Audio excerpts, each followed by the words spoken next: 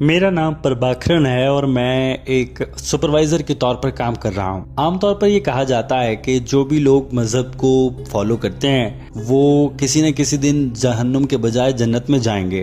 पहले वो जहन्नुम में जाएंगे, फिर वो जन्नत में भेज दिए जाएंगे। कोई भी आदमी जहन्नुम में हमेशा नहीं रहेगा, एक दिन वो जन्नत में चला जाएगा। मैं ये जानना चाहता हूँ कि जो गैर मुस्लिम हैं क्या वो क़यामत के बाद जन्नत में जाएंगे। दूसरा सवाल ये है कि जो रमज़ानुल मुबारक है उसकी गैर मुसलमानों के लिए क्या अहमियत है, क्या वो भी रमज़ान में कोई सवाब कमा सकते हैं। और तीसरी बात यह कि मैंने बहुत से मज़ाहिब को पढ़ा है, मैं इस नतीजे पर पहुंचा हूं कि इस्लाम वो वाहिद मज़हब है जो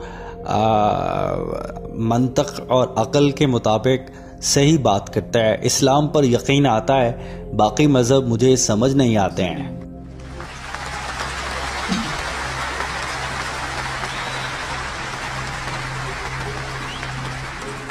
हमारे इस भाई ने 3 सवाल किए हैं या 3 बयान दिए हैं। पहला सवाल ये है कि सारे लोग कहते हैं खुदा को नहीं मानोगे तो जहन्नुम में जाओगे। जो वो लोग, वो नॉन मुस्लिम जो खुदा को तो मानते हैं मगर वो अल्लाह को नहीं मानते, किसी और खुदा को मानते हैं, क़यामत के दिन उनके साथ क्या होगा। मेरे भाई, जैसे मैंने पहले भी कहा कि सूरह निसा के चैप्टर 4 और आयत नंबर 48 में कहा गया है अल्लाह कोई भी गुनाह माफ कर देगा लेकिन शिर्क को माफ नहीं करेगा। लिहाजा अगर कोई आदमी एक से ज्यादा खुदाओं को मानता है और वो गैर मुस्लिम के तौर पर मर जाता है तो वो कभी भी जन्नत में नहीं जाएगा, वो जहन्नुम में जाएगा। कन्फर्म है कि वो जन्नत में नहीं जाएगा, वो जहन्नुम में ही जाएगा। जन्नत में जाना है तो अल्लाह को मानना पड़ेगा और सिर्फ अल्लाह ही की इबादत करनी पड़ेगी और अल्लाह के बताए गए अहकामात पर अमल करना पड़ेगा। लिहाजा पहले सवाल का जवाब ये हो गया कि जो गैर मुस्लिम है, जो एक से ज्यादा खुदाओं को मानता है, वो जन्नत में नहीं जा सकता। अब आ जाते हैं आपके दूसरे सवाल की जानिब। वो ये है कि रमजान के महीने की गैर मुस्लिमों के लिए क्या अहमियत है। कुरान पाक की सूरह बकरा के चैप्टर 2 आयत नंबर 183 में अल्लाह ताला फरमाता है, तुम पर रोजे फर्ज किए गए हैं जैसे तुमसे आने वाले पहले लोगों पर किए गए थे ताकि तुम मुत्तकी बन जाओ, तुम तकवा इख्तियार करो। रोजा रखने की वजह यह है कि हम अपना तकवा बढ़ाते हैं। और सूरह बकरा के चैप्टर नंबर 2 आयत नंबर 185 में अल्लाह ताला फरमाता है, रमजान ही वो महीना है जिसमें कुरान पाक नाजिल किया गया पूरी इंसानियत की फलाह और बेहतरी के लिए।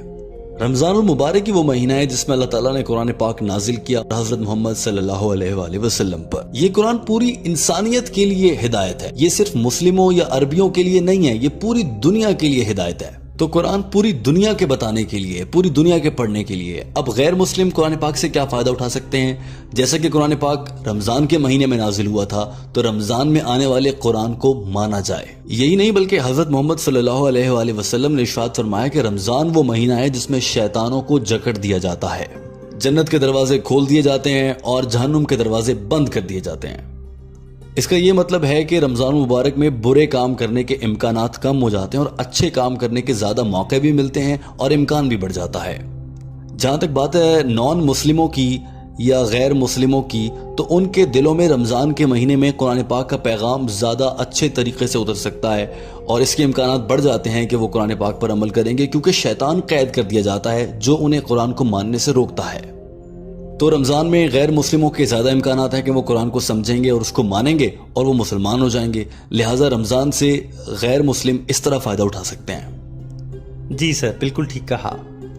अब आ जाते हैं आपके तीसरे सवाल की जानिब, जिसमें आपने ये कहा कि आप इस्लाम को मानते हैं और आपको ये लगता है कि इस्लाम सबसे अच्छा और ऐसा मजहब है जो दिमाग को समझ में आता है।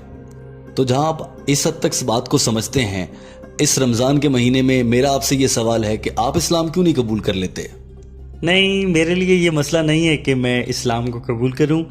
मैं तो सारे मज़हब को ही मानता हूं और सारों को ही अच्छा समझता हूं, तो मुझे कोई मसला नहीं है। भाई देखें, आपने कहा कि सारे मजहबों की अच्छी चीजें मानते हैं, तो इसका मतलब है कि आपको इस्लाम में कोई चीज बुरी लगती है। बताएं वो क्या है। नहीं, मुझे ऐसी कोई चीज़ इस्लाम में आज तक बुरी तो नहीं लगी है, लेकिन कुछ मुसलमान ऐसे हैं कि मुसलमानों की बात ना करो, आप सिर्फ इस्लाम की बात करो। मुसलमान बुरे हो सकते हैं, इस्लाम में क्या बुरा है ये बताओ। नहीं, मुझे आज तक इस्लाम के बारे में कुछ बुरा नहीं मिला है। Very good, very good. तो मेरे भाई, आपने मुझे बड़ा खुल के बताया कि आपको सारे मजहबों में से जो चीज अच्छी लगती है आप वो ले लेते हैं, लेकिन आपको इस्लाम में कोई चीज बुरी नहीं लगी है। तो आपको जब इस्लाम में कोई चीज बुरी नहीं लग रही है तो आप इस्लाम कबूल क्यों नहीं कर लेते। देखे ना, एक तरफ सारे मजहब हैं जिसमें आपको कुछ ना कुछ बुरा लग रहा है, एक तरफ इस्लाम है जिसमें आपको कुछ बुरा नहीं लग रहा। मिसाल के तौर पर अगर मैं आपको 2 गिलास पानी का देता हूं, एक खालिस गिलास पानी का होता है और दूसरे गिलास में पानी के गिलास में एक कतरा अगर पेशाब का डाल दिया जाए इंसान के, तो आप कौन सा गिलास में से पानी पीना पसंद करोगे? जाहिर है साफ वाला पानी जिसमें पेशाब नहीं होगा। साफ पानी पीना पसंद करोगे। तो इस्लाम भी तो साफ है, इस्लाम ही तो वो मजहब है जो बिल्कुल साफ है। आपने खुद कहा कि आपको इस्लाम में कुछ बुरा नहीं नजर आता। इस्लाम भी बिल्कुल खालिस है, जैसे वो साफ सुथरा गिलास का पानी है। तो आप इस्लाम पर आना चाहिए आपको। तो जब आपको प्यास लगेगी तो आप साफ पानी पिएंगे, आप गंदा पानी नहीं पिएंगे। अब आपको मजहब की तलाश है तो आपको साफ मजहब की तरफ आना चाहिए। देखें ना, अगर आपको किसी यूनिवर्सिटी में दाखिला लेना है तो आप सारी यूनिवर्सिटीज चेक करेंगे, जो आपको अच्छी लगेगी। किसी में कुछ बुरा लगेगा, किसी में कुछ बुरा लगेगा। एक यूनिवर्सिटी ऐसी होगी जो लगेगा आपको कि ये बिल्कुल ठीक है, ये सबसे अच्छी है, आप उसी में दाखिला लोगे बजाय इसके कि किसी और में लो। हाँ, वो अलग बात है कि आपके पास अगर वो यूनिवर्सिटी महंगी है तो आपके पास पैसे ना हो, लेकिन कोई वजह नहीं है कि आप जाकर किसी उस यूनिवर्सिटी में दाखिला लो जिसमें आपको चीज़ें बुरी लग रही हैं। जिसमें सब अच्छा लग रहा है आप उसी में दाखिला लोगे। अगर पैसे नहीं है तो वो एक अलग बात है, लेकिन इस्लाम तो पैसे भी नहीं मांगता, इस्लाम तो बिल्कुल मुफ्त है। तो अगर आपको लगता है कि इस्लाम बिल्कुल ठीक है तो आपको इस पर आ जाना चाहिए, नहीं तो फिर मैं इसको मुनाफिकत कह सकता हूँ। और यही नहीं, अगर आपने ये बात समझ ली है कि इस्लाम सबसे बिल्कुल ठीक मजहब है और आप इस पर नहीं आते, तो क़यामत के दिन अल्लाह ताला फिर आपसे ये सवाल करेगा कि जब मैंने तुम्हारे दिल में ये बात डाल दी थी कि इस्लाम सही मजहब है और तुम इसके बावजूद उस पर क्यों नहीं आए। अल्लाह ताला तुमसे सवाल तो करेगा कि तुम इस्लाम पर क्यों नहीं आए जब मैंने तुम्हें सब कुछ बता दिया। लिहाजा ये बात गैर मंतकी है, ये मेरी समझ से बाहर है कि आप इस्लाम कबूल क्यों नहीं करते। अगर आपको इस्लाम में कुछ बुरा लगता है तो मुझे बताएं, मैं आपको अभी समझा देता हूँ। पता है क्या बात है मेरे भाई, कभी कभी इंसान के जहन में आता है कि हमारे जज्बात का क्या होगा। अगर मैंने इस्लाम कबूल कर लिया तो मेरी अम्मी क्या कहेंगी, मेरे भाई क्या कहेंगे, मेरे दोस्त मुझे क्या कहेंगे, ये मुआशरा मेरे बारे में, अरे ये मुसलमान हो गया, ऐसे बोलेगा। तो ये चीजें आपको इस्लाम कबूल करने से रोक सकती हैं। मैं समझ सकता हूँ ये मुश्किल है, ये एक मसला हो सकता है, लेकिन अगर आप लॉजिकल हो, जैसे कि आपने कहा कि आप हो और आपको सारी बातें समझ भी आ रही है, फिर आपको इस्लाम कबूल कर लेना चाहिए। अगर मुझे जाकिर नाइक को आज कोई आदमी साबित कर दे कि इस्लाम के अलावा कोई और मजहब ठीक मजहब है, वो सही है, साइंसी लिहाज से, फलसफे के लिहाज से सही साबित कर दे, तो मैं फौरन से वो मजहब कबूल कर लूंगा, इस्लाम छोड़ दूंगा मैं। अगर कोई मुझ पर यह साबित करता है कि ईसाईयत सबसे अच्छा मजहब है, मैं ईसाईयत पर चला जाऊंगा। कोई मुझ पर यह साबित कर दे कि हिंदू अच्छा मजहब है, हिंदू सही मजहब है, तो मैं हिंदुइज्म को कबूल कर लूंगा।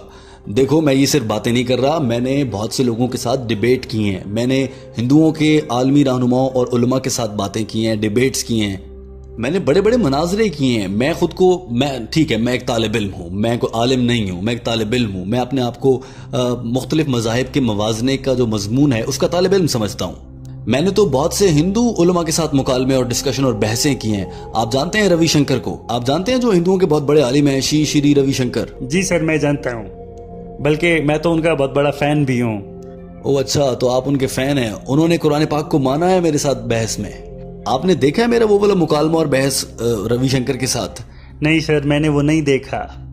आप वक्त निकालें और देखें, वो देखें, उसमें मैंने उनसे बहस की है, यकीनन वो आपको समझ आएगी इंशाल्लाह सर। तो अगर आप ये मानते हैं, यहाँ तक कि वो रविशंकर ने भी माना, उन्होंने माना कि खुदा का कोई तस्वीर नहीं है, खुदा की कोई इमेज नहीं है। उन्होंने ये भी माना कि कुरान पाक जो है उसमें कोई रद्दोबदल नहीं हुआ आज तक। हिंदू रहनुमा ने, हिंदू आलिम ने ये बात मानी है मेरे साथ मुकालमे में।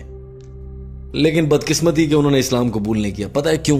क्योंकि अगर वो इस्लाम कबूल कर लेते तो उनके सारे फॉलोअर, सारे पैरोकार उन्हें छोड़ के चले जाते, वो उसके हाथ से निकल जाते। जी हाँ सर, सही कह रहे हैं। तो तुम्हारे कोई फॉलोअर या पैरोकार तो नहीं है ना भाई? तुम्हारे कोई है फॉलोअर? नहीं सर, मेरा कोई पैरोकार नहीं है। वेरी गुड, तो काम आसान हो गया, इस्लाम कबूल करो फिर। तुम्हारा तो इसमें कुछ जाया भी नहीं होगा।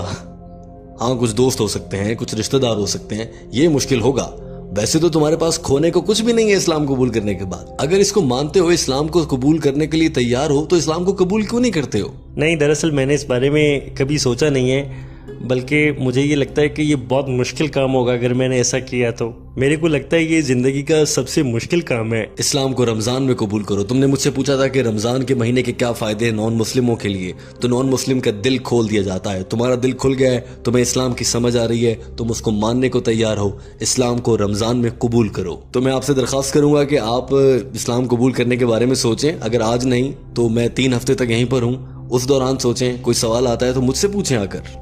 तो रमज़ान में इस्लाम कबूल करो, जब मौका मिलता है इस्लाम कबूल करो। मैं ये गारंटी से कह रहा हूँ, अगर आप इस्लाम कबूल कर लेते हैं तो इंशाल्लाह आपके जितने भी गुनाह हैं अल्लाह ताला माफ़ कर देगा। हत्ता कि अगर आप आज मर जाते हो इस्लाम कबूल करने के बाद खुदा न खास्ता, तो तब भी अल्लाह ताला तुम्हारे सारे गुनाह माफ़ कर सकता है। मैं ये गारंटी दे रहा हूँ, और तुम जन्नत में जाओगे। मुझे ये नहीं पता कि मैं जन्नत में जाऊंगा या नहीं, पर मुझे तुम्हारा पूरा यकीन है कि तुम जन्नत में जाओगे, क्योंकि तुमने मरने से पहले इस्लाम कबूल कर लिया था।